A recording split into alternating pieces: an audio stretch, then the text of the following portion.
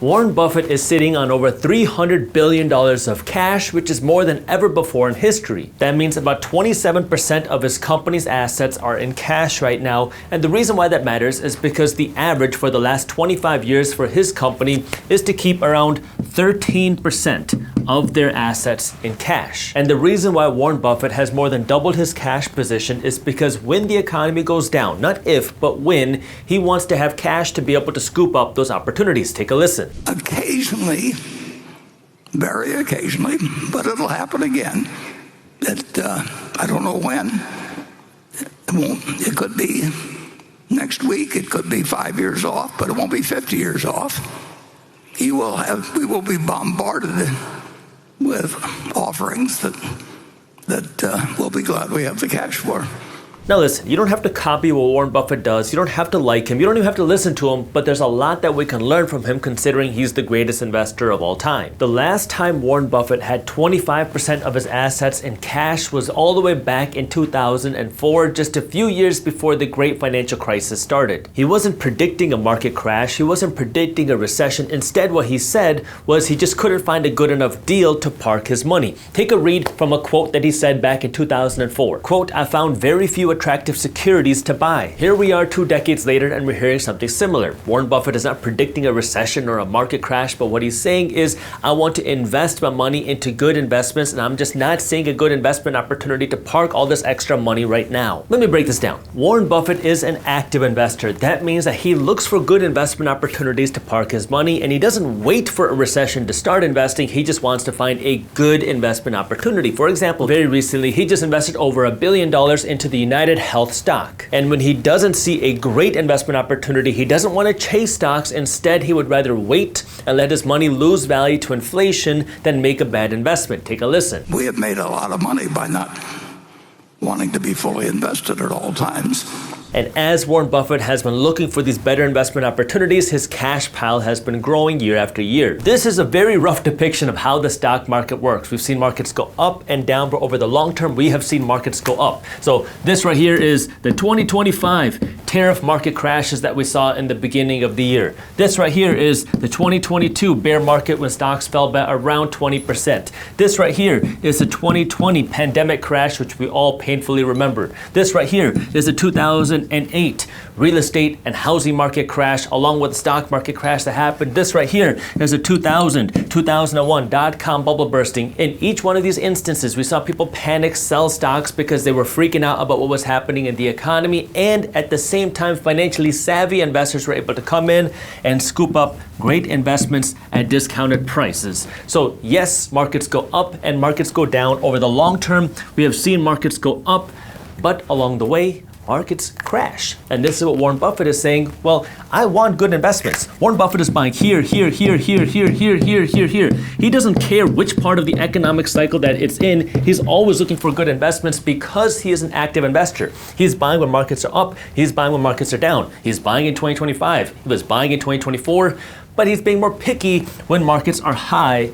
And then when markets go down, that's when he deploys all the extra cash because, well, he has the extra cash sitting there waiting for the better investment opportunities. And when markets go down, well, there's a lot more good investment opportunities on sale. And for those of you that are investors or want to become investors, I do want to let you know that I put together a brand new free investing masterclass where I walk you through how you can find hidden investment opportunities before everybody else. I'll show you the research that my team and I do on how we find investment opportunities before they hit the headlines. It's a completely free masterclass. There's a ton of value in there. So if you want to check it out for yourself for free, all you have to do is click the link below to register. And when you join, you're also going to get market briefs, my free newsletter for investors, as a bonus. Warren Buffett's cash pile started to generate attention back in 2019 when it hit a record $122 billion. Here we are today in 2025, and now his cash pile has essentially tripled. And there are 3 things that Warren Buffett often talks about when he is addressing this cash pile. That is, number 1, you got to understand your strategy. Number 2, you need to know how to capitalize on investment opportunities. And number 3, you need to know how to control your emotions. So let me start with this strategy. Now, I already kind of covered this, but Warren Buffett is an active investor, and he says you should not copy him. Instead, know your strategy. For example, if you're a passive investor, be a passive investor. Take a listen. We don't think it's improper, actually, for people who are passive investors just to make a few simple investments. So active investing is investing in individual companies, trying to find where is the opportunity going to grow in the coming years and where can you find a good undervalued stock. That's active investing. That's what Warren Buffett does. It takes more time, more effort, more research, more risk for more potential return. On the flip side, there's passive investing. Passive investing is you don't have to worry about it. It's a set it and forget it strategy. What this means now is you're just going to invest your money into the market, and the way you win as a passive investor is by following what I call an ABB strategy. Always be buying. And what this means now, you're going to invest your money into the markets every week, every 2 weeks, every month, and you're going to set it and forget it. This is a great strategy for the majority of people because now you don't have to worry about reading earnings statements. You don't have to worry about reading financial statements. You don't have to worry about keeping up with the CEO and the company's innovation and how the economy is moving. You just set a system, you set it and forget it, and you can just get exposure through the broad economy. How do you do that? It's not by investing in Amazon or Tesla. Instead, you can just invest in the S&P 500. You can invest in the total stock market. Let me show you. Again, I can't tell you what to do because I'm just a random guy on YouTube. Investing has risks. You're never guaranteed to make money when you invest. In fact, you will lose money at some point because investing is risky. So always do your own due diligence and never blindly trust a random guy on YouTube. But pretty much every stock brokerage out there will let you invest into an ETF like VTI. An ETF is a basket of stocks, and VTI will give you exposure to the total stock market. So if you just wanted to invest into the stock market, this ETF will give you exposure to the stock market. But if you wanted to get a little bit more niche, let's say you wanted to invest in the top 500 companies in the stock market, well, there's a basket of stocks called the S&P 500 that is measuring and tracking those 500 companies.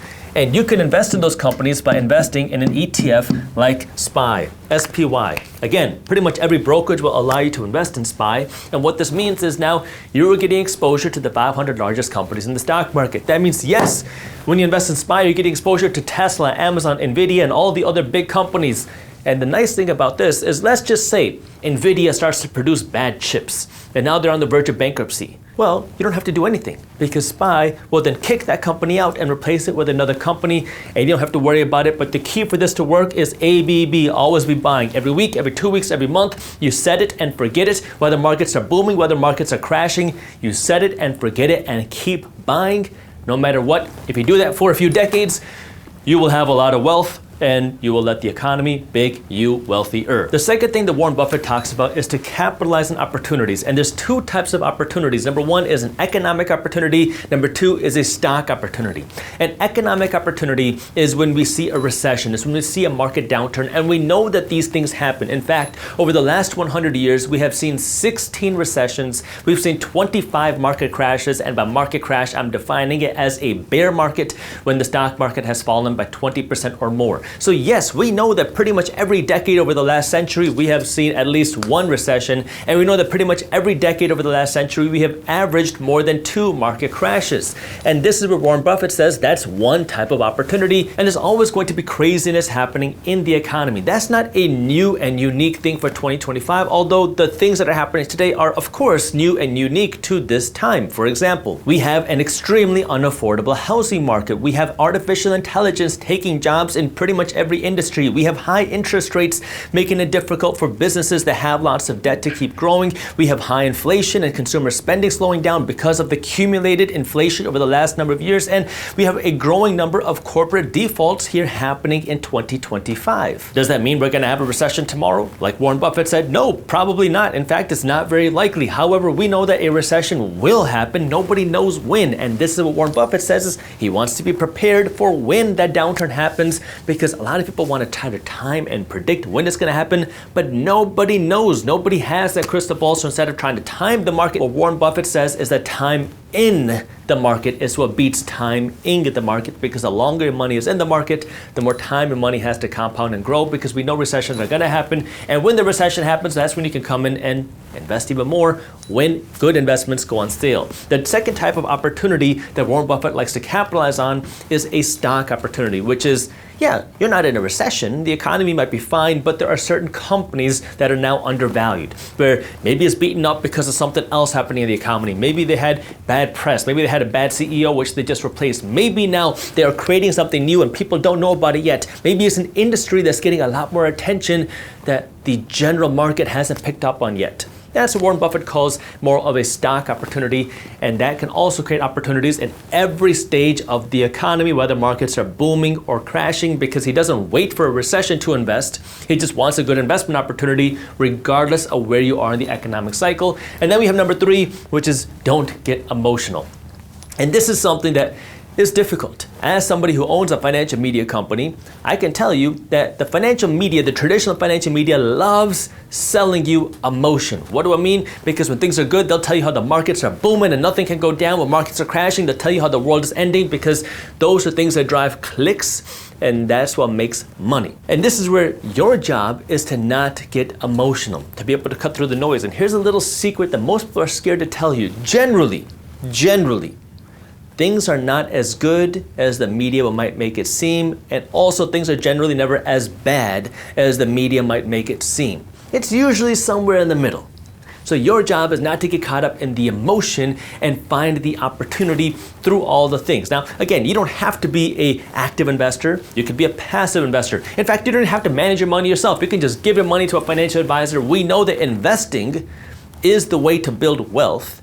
And there are many ways to get there. You just have to know what your strategy is, be able to capitalize on the opportunities and not let the emotions get the best of you, because emotions are the enemy of profits. Again, if you're an investor or want to become an investor, I'll put together a free investing masterclass. I have that link for you down in the description. And if you enjoyed this video, the best thank you is to share this video with a friend, a colleague, a family member, or a fellow investor. Now, I know there's a lot of content on the internet about creating passive income, but 98% of what you see is garbage. If you want to have enough income coming from your investments to fund your lifestyle, it is not going to be easy, and it's not risk-free. Investing has risks, but it is possible. So now, if you're still sticking with me, let me show you how you can actually do it.